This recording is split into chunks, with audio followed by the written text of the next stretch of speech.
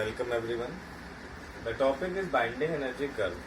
As we already discussed about what is binding energy, what is the need of this binding energy curve, and this curve graph is between the binding energy per nucleon and the mass number. Binding energy per nucleon tells us about the stability of the nucleus, stability of the atom, you can say. Higher the binding energy, higher will be the stability. And from this overall curve, we can estimate about the stability of the atoms. As soon as the mass number increases from 0 to 20, the binding energy per nucleon rapidly increases. We can say from mass number 20 to 40, the binding energy curve increases but gradually. From mass number 40 to 120, the binding energy curve is almost stable.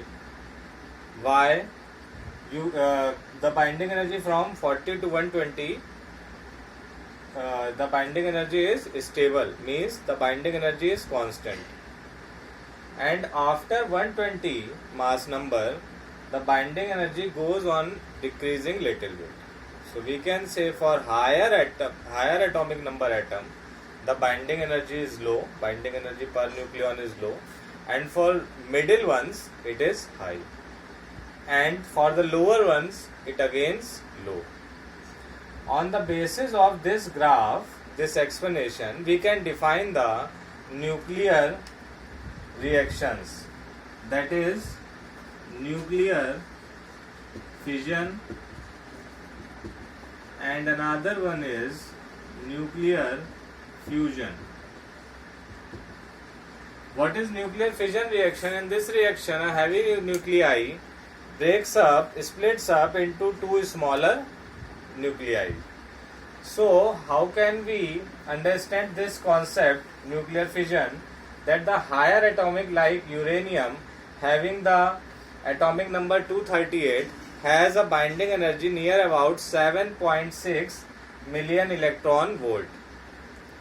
But when it splits up in barium or krypton, they are having the binding energy per nucleon is approx 8.5.